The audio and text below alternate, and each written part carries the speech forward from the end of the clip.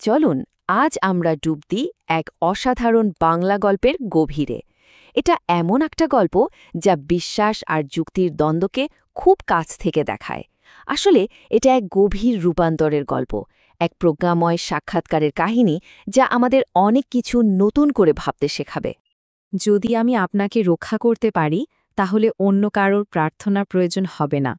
কি শক্তিশালী আর কিছুটা রহস্যময় একটা কথা, তাই না?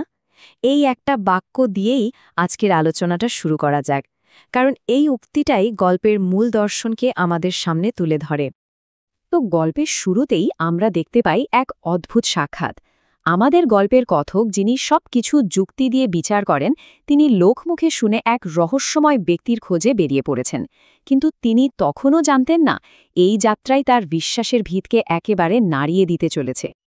আর এই পুরো গল্পটা আসছে ঈশ্বরচন্দ্র বিদ্যাসাগরের লেখা প্রত্যুপকার থেকে। গল্পটা আমরা কথকের নিজের মুখ থেকেই শুনি, মানে তিনি নিজেই সেই অসাধারণ অভিজ্ঞতার বর্ণনা দিচ্ছেন আমাদের। ব্যাপারটা হলো, কথক এমন একজনের সঙ্গে দেখা করতে যাচ্ছেন যার জ্ঞান আর প্রজ্ঞা নিয়ে চারপাশে অনেক কথা শোনা যায়। বোঝাই যাচ্ছে কথক নিজে একজন যুক্তিবাদী মানুষ। হয়তো কিছুটা সংশয় নিয়েই তিনি যাচাই করতে এসেছেন সত্যি এই মহাজ্ঞানীর দাবিগুলো কতটা সত্যি। কিন্তু সেই মানুষটির সাথে দেখা হওয়ার পর মুহূর্তে কথকের সব ধারণা যেন ওলটপালট হয়ে গেল। এখান থেকেই গল্পটা এমন এক পর্বে ঢুকছে যেখানে তার মনের ভেতরে সন্দেহ আর চোখের সামনে বাস্তবতার মধ্যে এক অদ্ভুত লড়াই শুরু হয়ে যায়। আর প্রথমবার সেই ব্যক্তিকে দেখেই কথকের মনে যে প্রশ্নটা এলো তা হল, কিন্তু এই ব্যক্তিটি আসলে কে? তিনি যা যা ভেবে এসেছিলেন তার সাথে বাস্তবের কোনো মিলই যে খুঁজে পাচ্ছেন না। এই প্রশ্নটাই তার ভেতরে দ্বন্দ্বের শুরু। একদিকে তার প্রত্যাশা আর অন্যদিকে বাস্তবতা, দুটোর মধ্যে যেন আকাশ পাতাল তফাত। তিনি মনে মনে হয়তো এক জাঁকজমকপূর্ণ প্রভাবশালী ঋষির ছবি এঁকেছিলেন, কিন্তু তার বদলে দেখলেন এক শান্ত, অতি সাধারণ চেহারার এক মানুষকে, যার থাকার জায়গাই হল খোলা আকাশের নিচে। যখন কথক তাকে বাসস্থানের কথা জিজ্ঞেস করলেন, সেই জ্ঞানী ব্যক্তির উপর ছিল, আমার বাসস্থান সেখানেই যেখানে আমি থাকি, এই গাছই আমার আশ্রয়। ভাবুন একবার, কি সহজ কিন্তু কি গভীর একটা উত্তর। এই একটা কথাতেই কথকের সব পূর্বধারণা যেন ভেঙে চুরমার হয়ে গেল। আর ওই সাধারণ পরিবেশেই শুরু হলো এক অসাধারণ কথোপকথন, এমন কিছু কথা যা কথকের যুক্তির দেয়ালটাকে একটু একটু করে ভাঙতে শুরু করল। এটাই সেই মুহূর্ত যখন প্রজ্ঞার আলো তার মনের সব সংশয়ের অন্ধকারকে দূর করতে শুরু করে।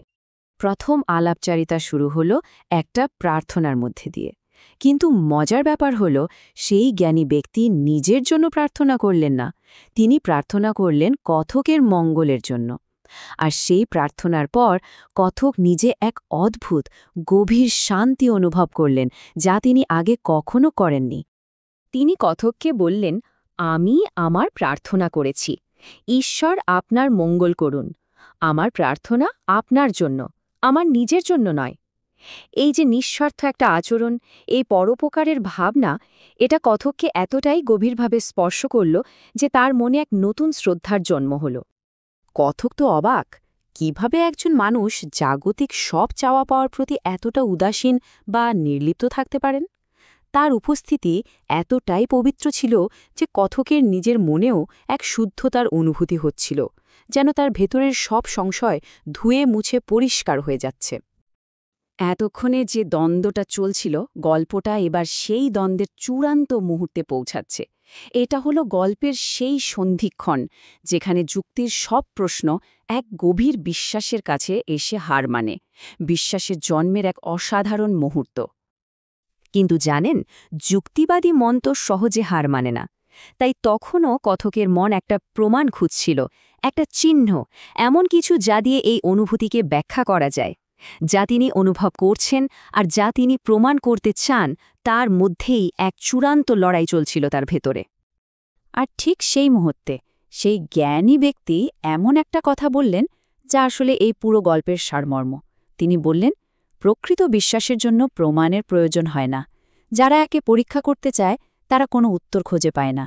এই একটা কথাতেই কথকের সব যুক্তির জাল যেন ছিঁড়ে গেল। আর ব্যাস, সেই একটা কথাতেই সব তর্ক শেষ, সব সন্দেহ যেন কর্পূরের মতো উবে গেল।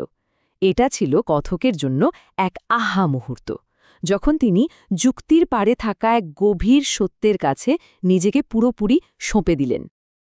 এই উপলব্ধির পর কথকের জীবনে যে পরিবর্তনটা এলো, সেটা কিন্তু কোনো সাময়িক ব্যাপার ছিল না। এটা ছিল এক গভীর এবং চিরস্থায়ী রূপান্তর।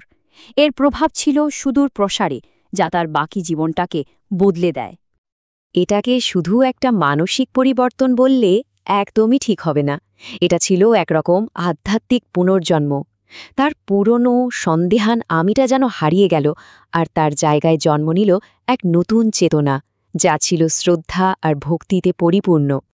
তাহলে ঠিক কি বদল এলো তার মধ্যে? এই একটা সাক্ষাৎ তাকে নিয়ে গেল সংশয় থেকে বিশ্বাসে। তিনি আর শুধু একজন পর্যবেক্ষক রইলেন না, হয়ে উঠলেন ভক্ত। তার মনের সব বিভ্রান্তি কেটে গিয়ে স্বচ্ছতা এলো, আর তিনি বুদ্ধি বা ইন্টালেক্টের স্তর পেরিয়ে পৌঁছালেন এক গভীর উপলব্ধিতে। অবশেষে কথক যখন সেখান থেকে বিদায় নিলেন, তিনি কিন্তু আর সেই আগের মানুষটি নেই। তার সাথে ছিল এক নতুন পাওয়া শান্তি, আর এমন এক দৃঢ় বিশ্বাস যা আর কোনোদিন টলবে না। ভাবুন তো, একটা মাত্র সাক্ষাৎ কিভাবে একটা মানুষের জীবনকে চিরদিনের জন্য বদলে দিতে পারে। শেষ পর্যন্ত এই গল্পটা আমাদের একটা খুব বড় প্রশ্নের সামনে এনে দাঁড় করায়। বিশ্বাসকে কি সত্যি যুক্তি দিয়ে মাপা বা বোঝা সম্ভব, নাকি বিশ্বাস এমন এক অনুভূতি যা যুক্তির সীমানাকে ছাড়িয়ে যায়?